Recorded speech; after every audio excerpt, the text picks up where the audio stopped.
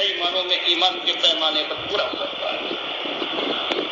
اب اس کو خوشخبری دی جائے تو بالکل صحیح، لیکن اس امت کے سامنے قرآن و حدیث کو اس شکل میں جیسے کہ وہ آ رہی ہے وہ قید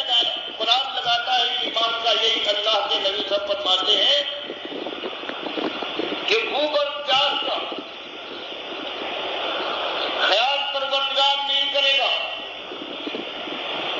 بلکہ بخاری اور مسلم کی حدیث یہ ہے کہ من صام رمضان ایمانا واحتسابا غفر له ما تقدم من ذنبه، یہ صرف بھوک اور پیاس کے اوپر دن گزار دیا کسی نے اور یہ سمجھا کہ حدیث اور قرآن میں جو اس کا اجر آیا ہے میں اس کا حقدار ہو گیا، فرمایا گیا نہیں، دو شرطیں ہیں ایمان و احتسابا، پہلی بات کہ ایمان خالص ہو، اس کے اندر کوئی ٹیڑھ، کوئی کلی، کوئی نقص، کوئی بل نہ ہو، اور دوسری بات یہ ہے کہ احتسابا وہ حساب لگا کر کہ اللہ نے، اللہ کے رسول صلی اللہ علیہ وسلم نے یہ فرمایا ہے کہ اس کا یہ حساب ہے، اس لحاظ سے پروردگار عالم اس کا اجر دے گا پورے ایمان اور ثواب کا اندازہ کر کے، اور وہ ارادہ کر کے جو روزہ رکھتا ہے جب کہیں اللہ کے نبی صلی اللہ علیہ وسلم نے فرمایا ہے پھر اس کو اجر ملے گا اور خوش ہو جائے۔ جو اللہ فرماتا ہے کہ یہ سام ہے، یہ عید اور سارے اعمال ہیں، یہ تو بندے کے ہیں، لیکن خصوصیت کے ساتھ یہ روزہ اور بھوک و پیاس کی اور اپنے جذبات کے اوپر جو اس نے قابو رکھا ہے اس کا بدلہ ہے یہ خاص خصوصیت کے ساتھ میں رکھوں گا۔ اسی طرح سے اللہ کے رسول صلی اللہ علیہ وسلم فرماتے ہیں کہ من قام رمضان ایمان احتسابا غفر له ما تقدم من ذنبه، وہاں بھی تراویح پڑھنے والے مسجدیں آباد ہو جائیں گی، لیکن ابھی جو آپ کے سامنے آنے والا ہے ثواب اعظم کا وہ عقیدہ جو بہت ہی معزز عقیدہ سمجھا جاتا ہے، میں ان کے الفاظ میں ان کے عقیدے کے قائم کرنے والے، پیش کرنے والے اور اس کو صحیح سمجھنے والوں کے الفاظ میں آپ کے سامنے لا کر پیش کروں گا۔ فرمایا جو قیام کرے رمضان کا، لیکن شرط یہ ہے کہ ایمانوں و احتسابا، اس کا ایمان صحیح اور وہ ثواب سمجھ کر کہ اللہ اس کے رسول صلی اللہ علیہ وسلم نے حکم دیا ہے کہ اس کا ثواب ہے، اور پھر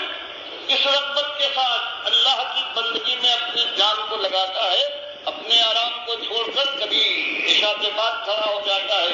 اور کبھی اپنے بستر کو چھوڑ کر تہجد کے وقت کھڑا ہو جاتا ہے، تو فرمایا ساری پرانی خطائیں پروردگار عالم معاف کر دے گا، کوئی شک نہیں۔ اسی طرح سے تیسری حدیث متفق علیہ بخاری مسلم کی آ رہی ہے، من قام لیلۃ القدر ایمانا واحتسابا غفر له ما تقدم من ذنبه، کہ جو شب قدر کی تلاش میں راتوں کو جاگے، عبادت کرے، ذکر کرنے والا ہو، تلاوت قرآن، استغفار اور توبہ کرنے والا اور بنائے، اللہ کے سامنے روئے، مالک کے سامنے سجدہ ریز ہو جائے، تو اس شخص کے گناہ پرانے معاف ہوں گے جو ایماندار ہو پکا اور جو ثواب سمجھ کر یہ کام اللہ اور اس کے رسول صلی اللہ علیہ وسلم کی بات کے اوپر یقین لا کر کام کرتا ہے۔ تو یہ وہ زمانہ ہے جو آنے والا زمانہ کہ قضاؤں سے مالک معاف کرے گا، اور مالک کا فرمان ہے اپنے مومن بندوں کو اس دنیا میں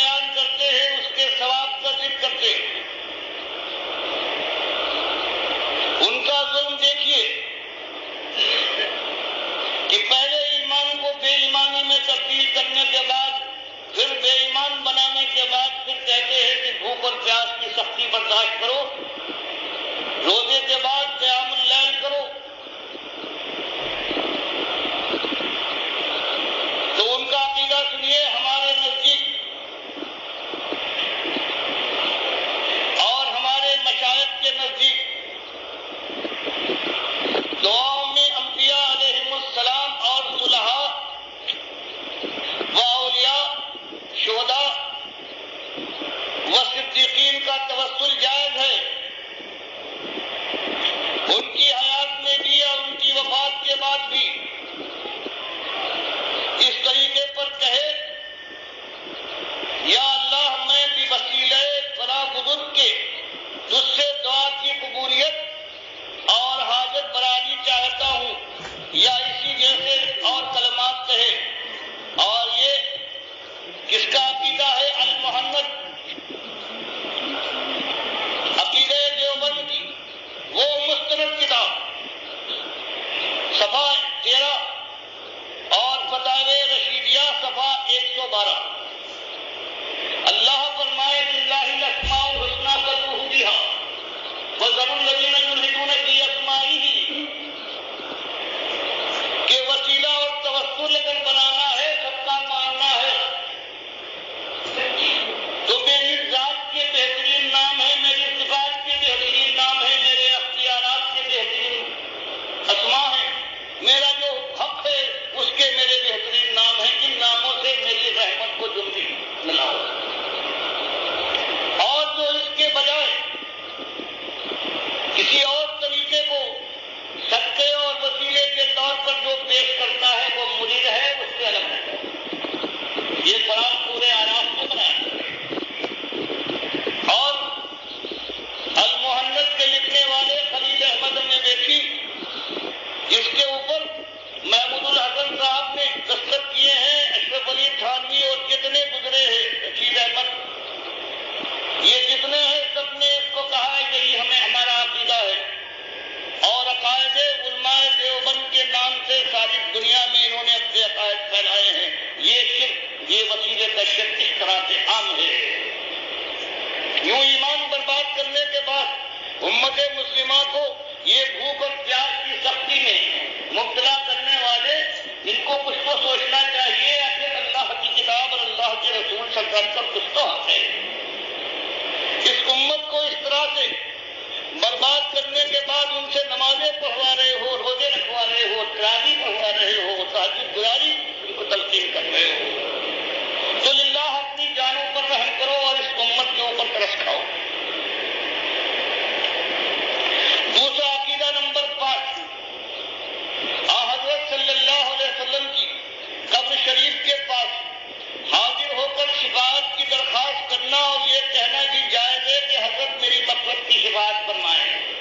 اب بتائیے ظلم کی انتہا. پہلے اللہ کے نبی صلی اللہ علیہ وسلم کو قبر کے اندر زندہ مانا، سننے اور سنانے والا مانا، اور پھر یہ کہ سورہ نساء کی اس آیت کو کہ یہ منافقین جو آپ سے بات سننے کے بعد آپ کی بات نہیں مانتے، اگر اللہ ان کو توفیق دے دے تو یہ بھی اللہ سے استغفار کرے اور آپ کی انہوں نے توہین کی ہے، اگر آپ کے پاس آئے خطا کار ہے، اپنی خطا کا اقرار کرے اور آپ سے درخواست کرے کہ ہماری خطاؤں کی معافی کے لیے ہم نے معافی مانگی ہے، آپ بھی ہمارے لیے اللہ سے معافی طلب کرے، تو آپ بھی اگر ان کے لیے استغفار کریں گے یہ دعویٰ کرنے والوں کے حق میں، تو اللہ تعالیٰ ان کی خطاؤں کو معاف کر دے گا. یہ خاص منافقین کی آپ کی زندگی کے اندر جو چیز تھی اس کو زندہ ہونے کی بجائے اب آپ کی وفات کے بعد جو اللہ فرمائے یہ اموات غیر احیاء، کسی کی کوئی تخصیص نہیں ہے، سارے مردے ہیں، نہ سنتے ہیں نہ. جیسے وہاں جاؤ جو زندگی کی بات تھی اس کو موت کے اوپر، آج کی قبر کے اوپر، اور پھر سننے والا، زندہ استغفار کرنے والا، دعا کرنے والا. ابن تیمیہ جو اور دو کفر اور شرک میں مبتلا ہے وہ تو یہ کہتے ہیں کہ چلو سنتے تو ہیں، دعا تو کرتے ہیں، لیکن دعا کروانا ناجائز ہے. وہ سمجھ کر کتنی بات اور کچھ شرک کے ساتھ یہ بات طے لگاتے ہیں کہ ان سے شفاعت کی درخواست تو نہ کرو. اور یہ جو ہمارے دیوبند کے یہ بڑے حضرات ہیں یہ ان سے بھی آگے بڑھ گئے، نبی صلی اللہ علیہ وسلم کو زندہ بھی مان لیا، دعا کرنے والا بھی مان لیا، اور کہا کہ ان سے شفاعت کی درخواست کرو. ابن تیمیہ یہ تو کہتے ہیں کہ اور یہ تو صحیح ہے، یہ دعا بھی کرتے ہیں، سنتے بھی ہیں، لیکن اگر ان سے کوئی شفاعت کی درخواست کرے چاہے وہ خلیفہ راشد میں سے بھی کیوں نہ ہو تب بھی وہ کافر ہے. وہ اور اپنے دو کفر و شرک کے ساتھ یہ کفر نہیں کرتے. یہ تینوں جو ہمارے کفر کو ایک ساتھ سلامت ہے. اور یہ سنت کے اور یہ قرآن کے ماننے والے ہیں, دین حق کے علمبردار ہیں, ہر جگہ ان کی مسجدیں ہیں, یہ ہے جن کو اہل سنت والجماعت کے یہ سر ہے. پھر حضرت گنگوہی صاحب, رشید احمد صاحب, یہ بتایا یہ فتح رشیدیہ ہے اور یہ فتح القدیر میں بھی ہے اور تحتاوی بھی ہے,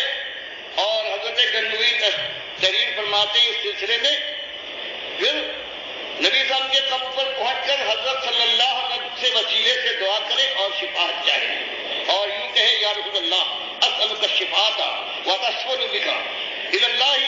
فی ان اموت مسلما علی ملتک وسنتک. پھر جا کر اللہ کے نبی صلی اللہ علیہ وسلم سے کہیں قبر کے پاس کہ میں آپ کی شفاعت کا طالب ہوں, آپ کا توسل اللہ کے پاس کرتا ہوں, اور اس بات میں کہ میں مومن مر جاؤں, مسلم مروں. شرک کرنے کے بعد اللہ کے نبی صلی اللہ علیہ وسلم کہتے ہیں کہ آج میرے لیے یہ دعا کیجیے کہ میں مومن مر جاؤں. اب یہ بھی عادت یہ ہے کہ کہاں کا معاملہ ہے, جا کر شرک کر رہے ہیں قبر کے اوپر, اور پھر کہتے ہیں کہ آپ میرے لیے دعا کیجیے کہ میں آج کی ملت پر, سنت پر اور مسلم مر جاؤں. اب اس ظلم کو آپ اندازہ لگائیے. فرمایا عقیدہ نمبر 6, اگر کوئی شخص حضرت صلی اللہ علیہ وسلم کی قبر مبارک کے پاس سے صلاۃ و سلام پڑھے تو اس کو آپ خود بنفس نفیس سنتے ہیں, اور دور سے پڑھے ہوئے صلاۃ و سلام کو فرشتے آپ تک پہنچاتے ہیں. کوئی اللہ فرمائے کہ مردے ہیں سارے کے سارے جو مر چکے ہیں, اموات غیر احیاء, ان میں جان کی رمق نہیں ہے. امام ابو حنیفہ کہے کہ اگر کوئی قسم کھائے کہ میں تجھ سے اگر کبھی بات کروں تو میری بیوی کو 3 طلاق معلق جو ہمیشہ ہو جائے گی جب وہ بات کرے. پھر فرمائے کہ جس کے لیے اس نے قسم کھائی تھی وہ اس کا دوست اور عزیز تھا, سنا کہ وہ مر گیا. اب جذبات میں بھرے ہوئے اس کے لاشے پر, میت پر پہنچ کر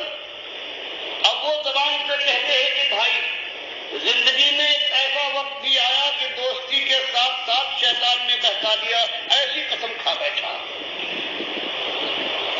اب تلافی کا موقع نہیں ہے, تم اللہ کو پیارے ہو تو کہتے ہیں دوسرے کہیں گے بات تو کر لی اس نے, لیکن میں کہتا ہوں کہ بات نہیں کی. اس کی بیوی کو طلاق نہیں کہ اس نے قسم کھائی تھی بات کرنے کی. بات اس سے کی جاتی ہے جو سنتا ہو, سمجھتا ہو, جواب دینے پر قادر ہو. مردہ نہ سنتا ہے, نہ سمجھتا ہے, نہ جواب دینے پر قادر ہے. اور یہ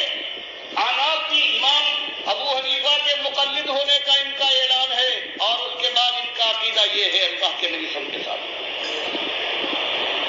کہ نبی صلی اللہ علیہ وسلم سنتے ہیں وہاں, اور دور پر اللہ فرماتا ہے کہ اللہ ترجع الامور, سارے معاملات کا فیصلہ جو ہوتا ہے اللہ کے پاس,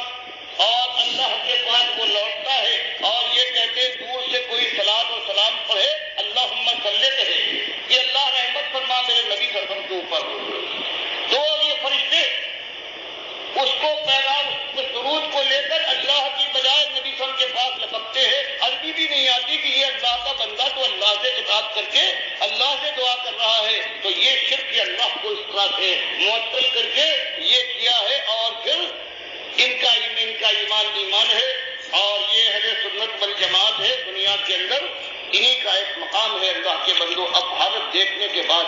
اب اس کے بعد اور سوچیے, ان کا کہنا یہ ہے, عقیدہ ہے, یہ کہنا نہیں ہے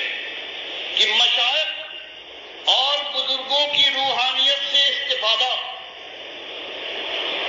اور ان کے سینوں اور قبروں سے باطنی فیوز کا پہنچنا تو بے شک صحیح ہے. بتائیے اللہ کے بندوں, قبر پرستی کے لیے یہ اس سے بڑا کوئی ظلم ہوگا, اور اس کے اوپر سارے بڑے سے بڑے ہیں, قاسم نانوتوی سے لے کر آج تک جتنے گزرے ہیں سب نے اس عقیدے کے اوپر ساتھ کہا ہے, یہی میرا عقیدہ ہے. شاہ ولی اللہ نے اس کو آپ کے سامنے آ چکا ہے کہ بالکل اپنے باپ کے مطابق بھی، کہ ان سے قبر والے بھی فیض حاصل کرتے تھے اور یہ بھی قبر والوں کو تلقین کرتے تھے، ان کے باپ بھی اور شاہ ولی اللہ بھی۔ اور وہی عقیدہ مشائخ اور بزرگوں کی روحانیت سے استفادہ اور ان کے سینوں وہی توجہ کا معاملہ اور قبروں سے باطنی فیوز کا پہنچنا سو بے شک صحیح ہے، مگر اس طریقے سے جو اس کے اہل اور خواص